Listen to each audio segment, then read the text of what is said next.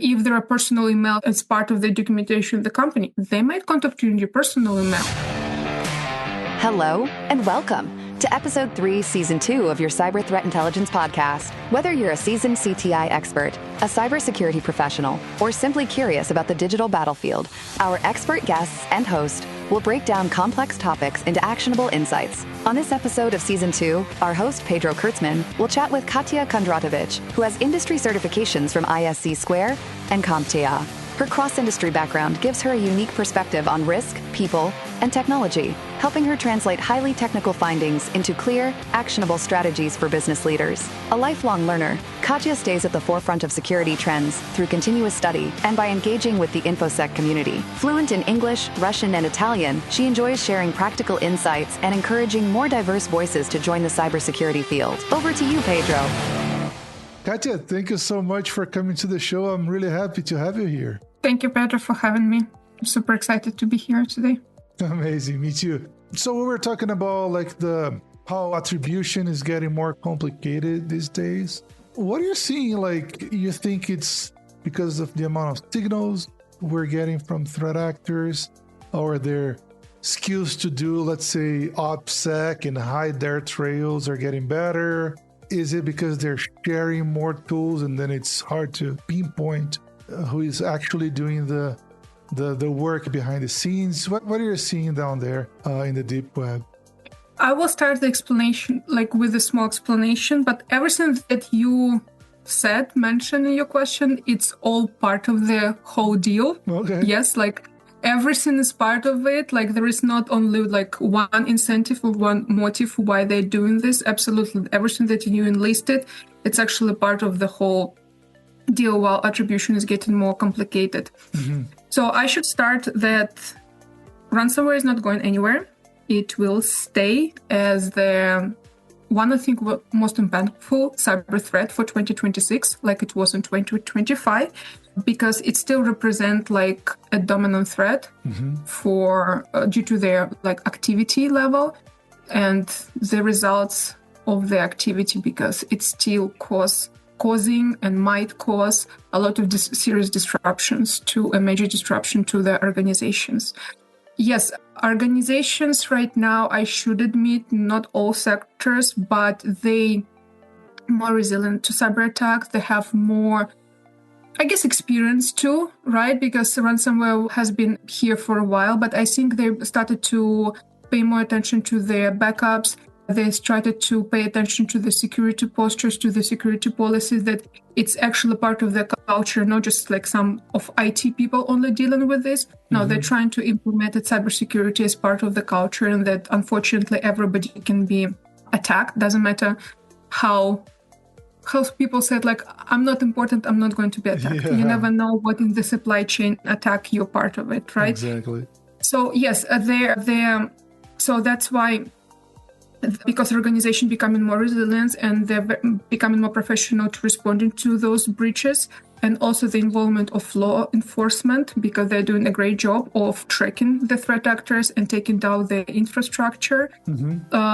We have a lot of, even I said it's a Christmas, even March and the end of February, RAMP is one of the hugest one. Over the weekend, Breach Forums is down again. There were two major operations. They're also taking down 22 million malicious IPs. So law enforcement is doing a great job regarding this. The threat actors' infrastructure is also resilient, but it doesn't mean that law enforcement actions don't have any impact. So based on this, the resilience of the companies and law enforcement activity, it creates incentives and motives for the threat actors to find a new avenues to monetize the activity, because, as I said, if it's still bringing money, they just need to find a new way how to get money, and that the money flow doesn't stop on that, because they are also business people and they're also resilient to the certain takedowns and to the work, and they're rebranding, creating new sites, affiliates programs. It's also a good example. So that makes it for us to complicate it sometimes to attribute, because the first factor, a new incentive, new motives for them to create new ways of monetizing the activity. Also, a lot of affiliates, they're migrating between groups because there are also people who need money, who want better conditions. I know that we don't need to have sympathy for them because like they destroy companies and infrastructure. Like they're not like nice people we sympathize. But from the point of view, if completely to distract from that, they're also like employees. They want a better appreciation, I guess, better tools to use, better salary. Not salary in a way that Reward. They all have salaries. Yeah. Some of the groups, they provide salaries, yes, but better payment. Yeah. And they know that if they're working with this organization, they know that we bring you, or they will give us access dependent on the affiliate programs, right? They bring access, they will taking care of me, or they can provide the negotiation service for me, or they actually provide the data analysis service for me, because some of the affiliates, yes, they're skilled, but for example, they're skilled in getting to the system, right? Not all affiliates are skilled to evaluate what kind of data they got. Because everybody has this like, oh, I have personal identifier information, I have legal this, I have this, but do they really know? And plus, can be language barrier, right? Yep. Because they're not all of them speak English, so they need help with that. It's also this migration between affiliates. Again, it's not it's not like I'm saying, oh, it became just this year, last year. No, the migration between affiliates we saw before. It exists, but we just see because of this pressure from on those threat actors, they're trying to promote more services, we should say, for the affiliates, and they're migrating more. Like Dragon Force, yes, they actually, I think one of the most like vocal about the services, like they provided the legal services, data analysis, they provide also the service on their website, like, oh, you can create your own ransomware as a service program, like your own team for 1 hour, and they give you step by step. And I think they even provide like a separate like a website that you can go there. So they're actually one of the very good ones who is doing their marketing jobs. And they actually, them and Killeen, I know a lot of researchers see, if you go into the forums, you can see it's like the ad band is like, oh, join our team, join this. So very professional. I think one of the craziest things I saw is when I realized like affiliates are actually shopping around for the best affiliate program within the threat. And I'm like, holy cow, the point that we are, it's like you mentioned, it's not new, but it kind of became a really prevalent part of the ecosystem, like those affiliate programs, because things just grew so big that this is the way the most threat actors that are not only political motivated do things these days.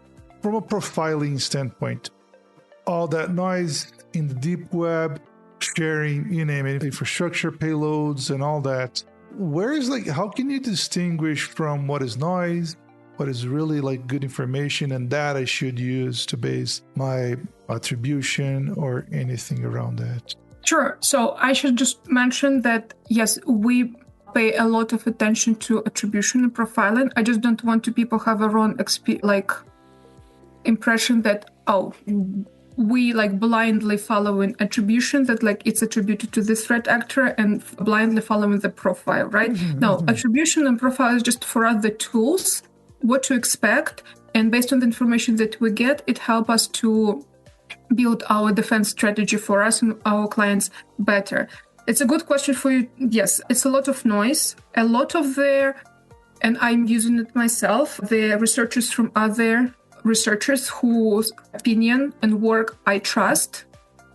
This is one of the aspects that, like, what do you think? We're always discussing. That's why I appreciate actually cybersecurity community, like threat intelligence community, that sometimes we question one another. It's like, do you think it's plausible? That's what we see. Is that what we thought? Also, based on our internal cases, right? When we investigate in, doesn't matter, it's post-breach restoration or forensics, also we see certain patterns like, I just know this group for these 3 cases that we have with them, it was doing this and was doing that.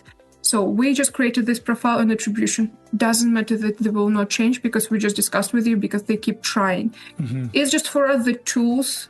I just want that for people to understand that we're not just blindly following this, but these are the tools that help us in our daily work, just to have an idea and to have an idea what to expect from certain groups, from certain even affiliates, because some affiliates like, yes, I'm part of this group, but you can still have a distinguished like signature in them. Like good example, Killing and Secure Trop.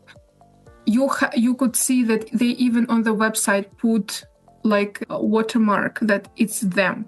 Like, yes, they were killing, but we're using their platform, but you need to know that it's us. Eventually, they created their own site and separate, but you could see it's like, okay, yes, it's killing, but we still need to expect something different because we know this is like the affiliate. It's a little bit tricky.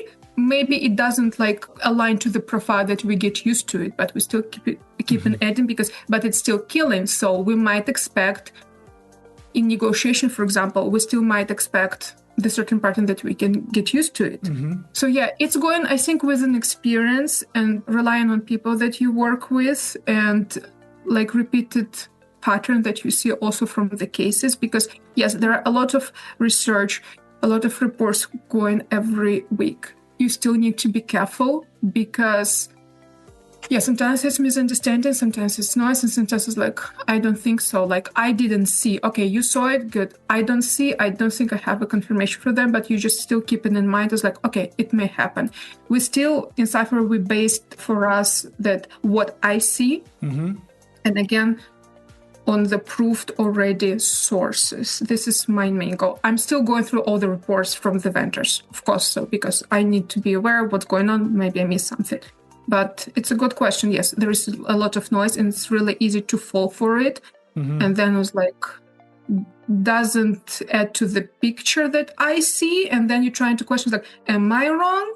So it's very tricky one. And I guess the more experience you have, I guess the more you're just like, okay, it doesn't fit the picture. It's good to have, but I don't think so. It makes total sense. Thank you. So you're talking about resilience, which I think it's going to be like the thing on cybersecurity this year and probably for a few years now. People are realizing that it's not if or when you get breached and all that. Like it's just going to happen. And you have to be prepared. Your plans when that happen and all that.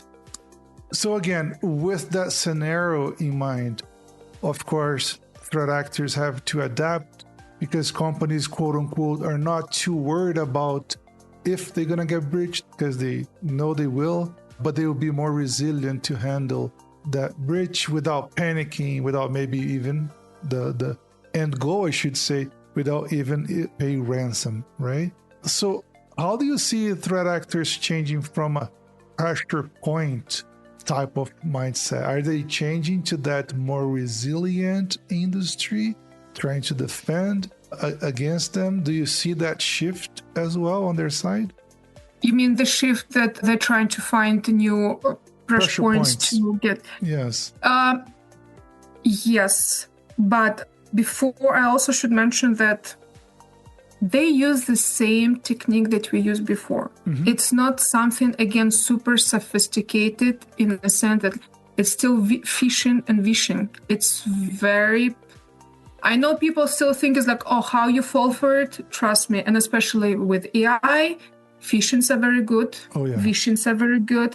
Scatter Spider is a wonderful example. They'll all use it through the social engineering techniques. So we just don't need to forget that from report to report that we see, technically, the techniques are the same.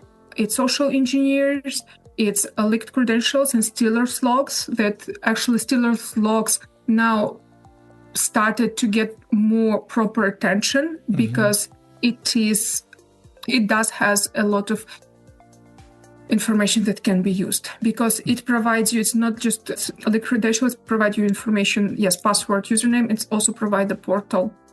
It might be, of course, it might be copy and paste, it might be something wrong information, but it provides you the portal where you can use those credentials, which is make it even more complicated. And Stealer's Log are becoming like popular. It has before, but for some reason I don't know why it hasn't been talked about more often until I think the end of 2025, when even on LinkedIn researchers started to post it like, actually it's a huge risk, we need to pay attention. It's not like we it's just leave credentials all over the place. Yes, credentials in those combo lists, yes, they're reshared every month, yes, they're all over the place, I agree. But Stealer's Log, and you could prove with some attack that there are real risks that also don't need to be ignored.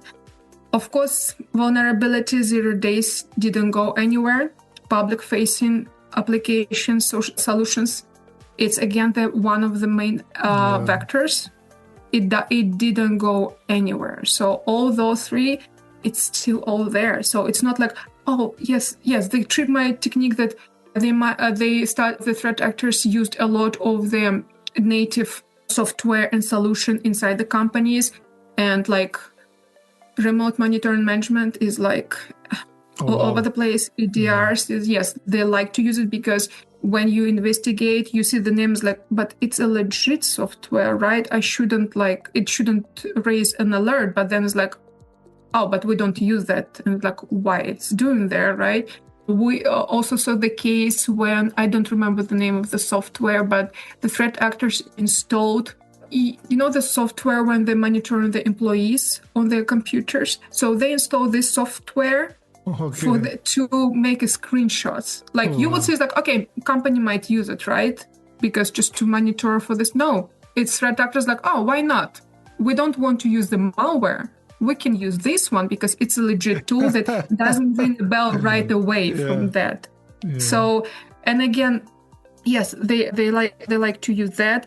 Also, I'm sorry, I'm already step up from the topic. We also saw one of the reports. It wasn't our direct case in my company, but threat actors created the website like it's not malware or anything. Like malware came later with the package. It came with the Trojan, but they created the website that promotes like remote monitoring management tool. I think it's called, I forgot the name, but it sounds like a legit tool. You go into the website, you think it's fine. So they even went to that level.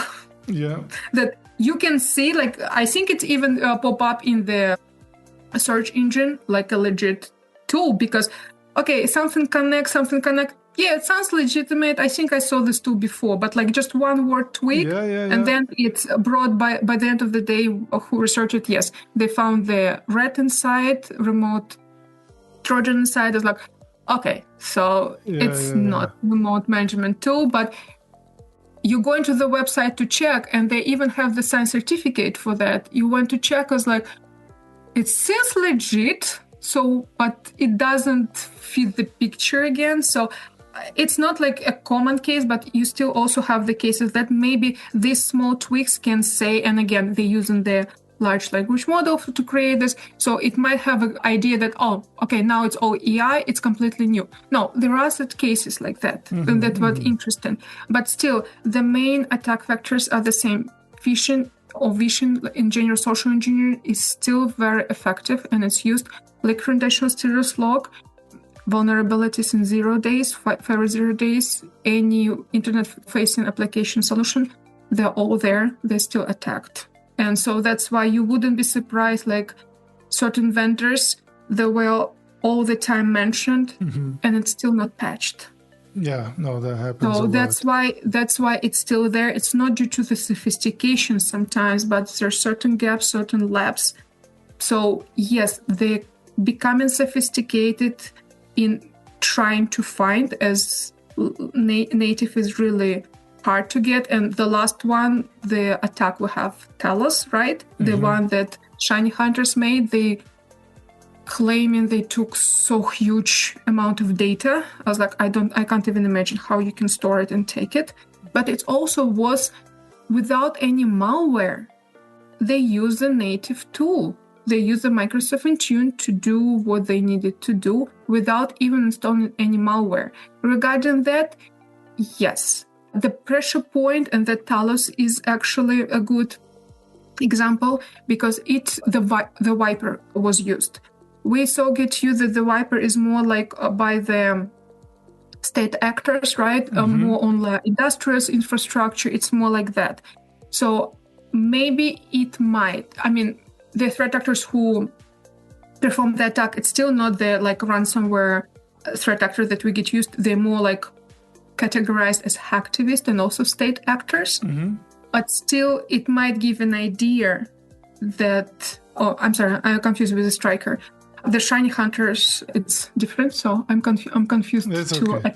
It's too new. But striker too, it's a good example that the threat actors might say, okay, yes, encryption is very bring a lot of damage, extortion, of course, but the Viper, it might get an idea, and the striker attack show that you don't even need malware to install to wipe it. You can use this tool like Microsoft Intune. You can type the command, and it's like certain hosts are like completely wiped. And so that might be also used. We didn't see it used by any ransomware groups because it's just happened, these attacks. But the Viper said it's not good, but I think it might be also become one of the pressure point for that. Again, Talos, we saw Shiny Hunters and Skater Spider. They're very good also creating the pressure points, contacting the victims, contacting the third party. They're very known. They're not all like Skater Spider. Sometimes they implement the encryption, like Shiny Hunters, no. But what I mentioned, like their goal, and they actually posting on their campaigns, they love to create the files with the contact information of the people, with the script, who you can report to, how you can, like, what email you should send, how you call this person. It's kind of, sometimes it's not like kind of information they got, but they're so focused on getting the contact information about the people because it's created the whole circle. It's like making the attack even more major because everybody getting contacted is like, what's going on? Like, should we reply? How we should reply? Yes, it might not create the impact, meaning technically it might not create the major interruptions, but for the people getting calls, getting emails, getting this, and if there are personal emails somehow, I guess in the HR documents as part of the documentation of the company, they might contact you in your personal email, even though even the company was targeted before. So this is another pressure point that can be used and is used. Maybe it can be used even more broader, but it's used by certain like threat actors because those psychological pressure, it's really not many people can handle it, right? The company is trying to shield the employees, but still, if there's certain information there, they will still get targeted and bombarded with the certain emails or the certain phone calls. This is another pressure point. And it's not a new, they might add the denial of service attacks. It's also part of the deal. Maybe it can be used before. Again, it's like a short effect attacks, but it's still, we're talking about psychological point of view, right? It's also, we don't need to forget, yes, there is a technical part, which is, but it's at least you still, I'm doing this, I'm doing this, I'm doing that. When it's becoming more about person, you don't know how you can react if it can affect you. Maybe some employees are like, okay, I'm prepared, I was informed about that, I'm fine with it. For some employees, it can affect, they might even take day off or something like that. So you will never know. And the threat actors, unfortunately, know about that. We should always, I don't want to, but we should give a credit to them, right? They're professionals. Not all of them, but they are professionals. They know what they're doing.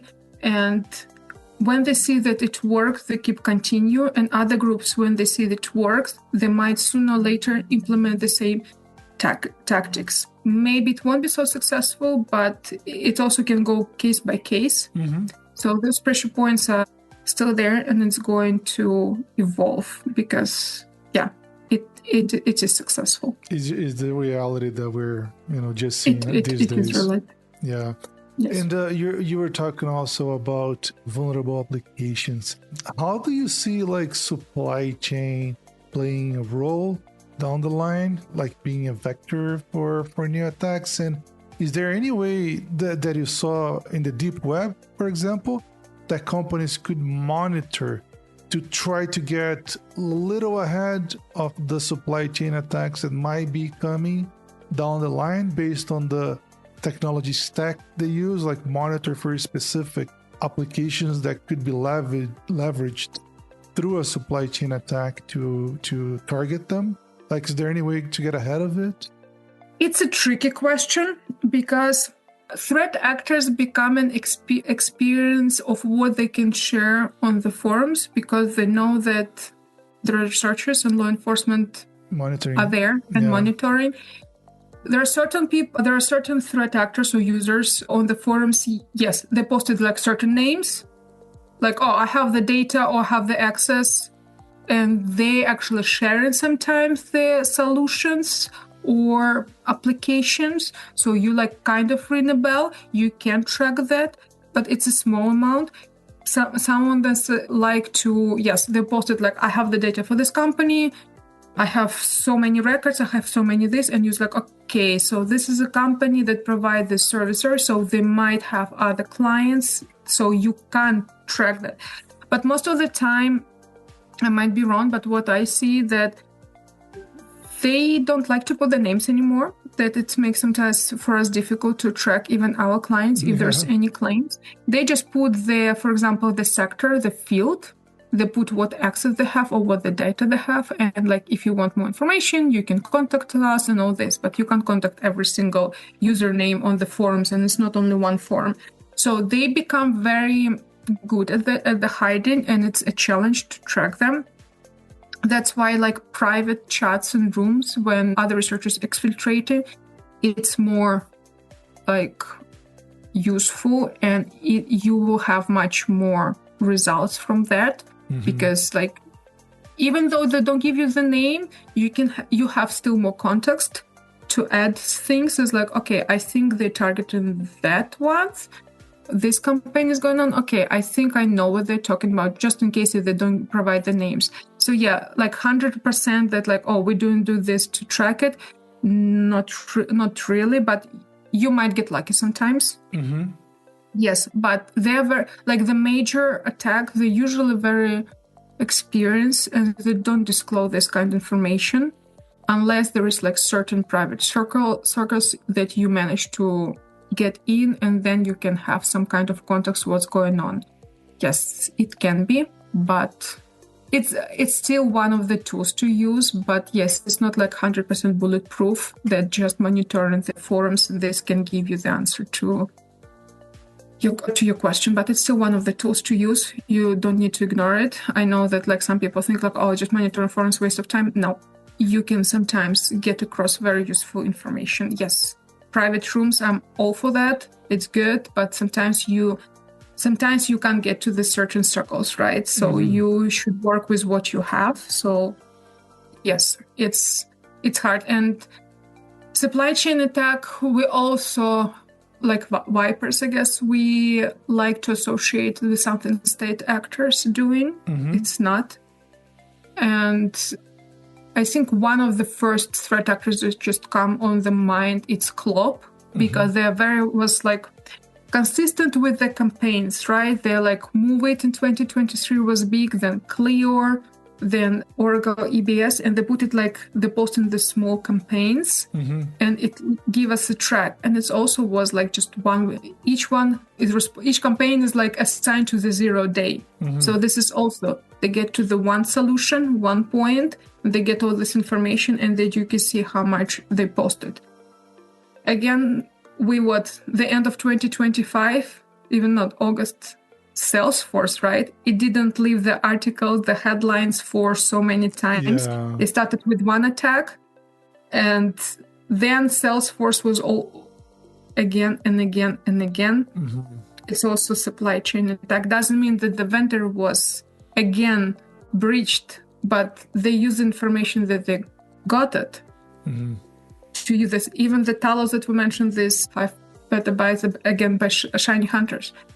They claim that they got it from the previous attack, the credential that they already have from that campaign, and now they're using for that. So even 6 months later, right, we thought we're already done with this attack. No, there's no, by the way, we went through our documentation or where they store the notes.